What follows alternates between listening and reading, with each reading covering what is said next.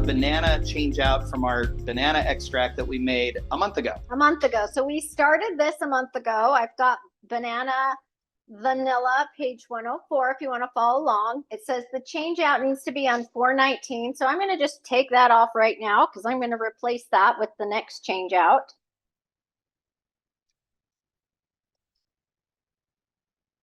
And then I'm just going to pour it all into this strainer. I've got a fermentation weight in here, so I'm going to pour it out. I could just, this might be easier for you to see if I do it this way. That's what a fermentation weight looks like if you didn't know. This is a wide mouth jar, and so it fits in there perfectly.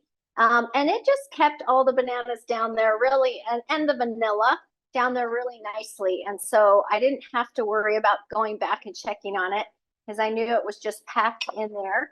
What I'm going to do now is you've got some of the alcohol still in the banana. So I like to use a cocktail muddle, and I just kind of push down on it.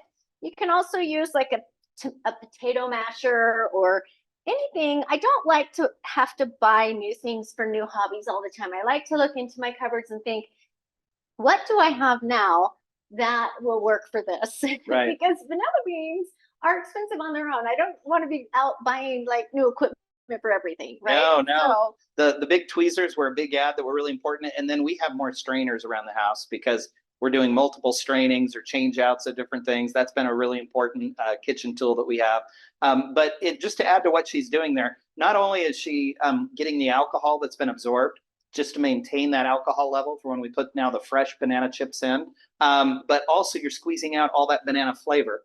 And so we're trying to get as much of that banana out as we can. And so pressing all this out, one, gets us our spirit level back up to where it needs to be. But two, it's getting a lot more of that flavor back into the extract, which is where we want it to stay. Yep. And so, you know, I've got it kind of smushed down to the bottom here. And I want to make sure that I'm putting back my vanilla beans. Now, these are Pompona vanilla beans. I want you to see how big these are in comparison to the ones that we cut and just put into the coffee bean extract. Look how big those are. These were, I think, Oaxacan Mexican Pompona beans. And so they're earthy. They actually have, or no, were these Peruvian? I can't recall now. I think they were Pompona Rioja. They were the Rioja from Peru. And so because the Pompona has like a banana fig taste, and that's the reason we use that bean for this extract. That workshop is over on YouTube. If you want to watch like a replay on how we made this very first one, you go to our YouTube channel, you'll see like the banana segment so you can see how this one was made and with what beans. Yep. Okay, so don't throw out these banana chips in here. Let them dry. You can put a little bit of vanilla sugar over the top, put them in the oven. What a wonderful snack that is. Or don't put any sugar on it, just put them in the oven and you're going to have a nice vanilla with natural sugar banana. I mean, yeah. It's delicious. It's a fun little after school treat. We never ever waste the ingredients that are coming out of our extracts.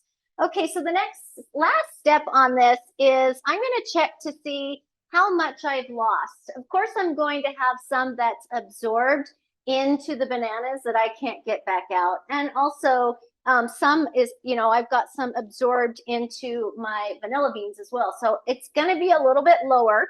It is just slightly below the 8 ounces that I started with.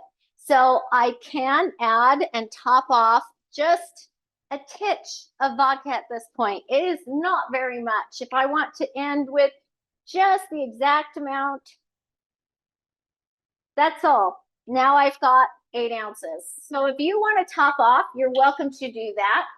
If you don't want to, you don't have to, but we do it and it's great. Yeah, the question that comes up always is that if we're topping off and adding unextracted or fresh alcohol, is that going to extend our extract time? You saw, we showed you that. We probably, if we weren't doing this class, we were so close to the 8 ounces and we know that the beans have some, we probably wouldn't have done that, but we're showing you that it's okay. It's okay to. If you want to top off, it's all right. Yep, and you see this in like mother jars and other things. It's okay to add a little, and based on the size of the content, what you're adding, it's not going to extend your extract time. It's just going to make sure that there's enough fluid in there so that when you put fresh ingredients in, again, our goal is to make sure that those ingredients are always under the alcohol line. Yes. So that's the reason we top off. In this case, I don't know that we're going to have a problem with that, but we topped off anyway just to show you it's an okay thing to do.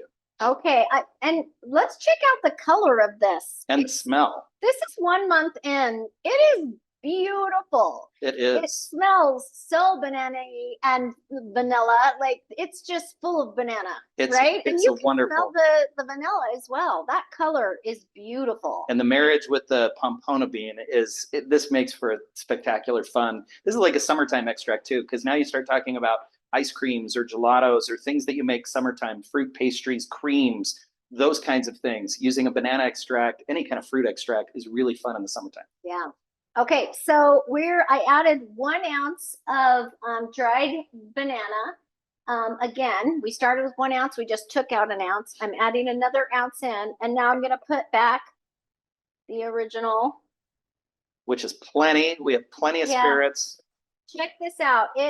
There's no problem of this, not being covered. Everything looks great.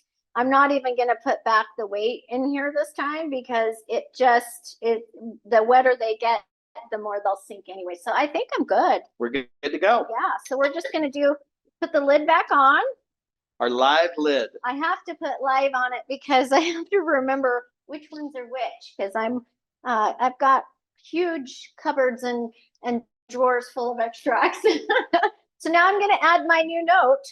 You don't have to add this note on your jar, but I don't want to have to go looking for a journal somewhere where I'm in the middle of it. And so, and since I'm following along with the recipe in the book, I don't feel like I need to write every step down. So now I know I'm going to put it away, and next time I need to check, it'll be done in May, and you can start using it in May. So now you have an extract. The coffee bean spice will be ready in June. Banana will be ready in. The banana, actually, we have to do one more change out after this. It's 3 change outs. I'm sorry. Yep. So they'll both be ready. So they'll both be ready in June. That's right. I was ahead 1 month. Summertime I'm extracts. getting excited. Yes.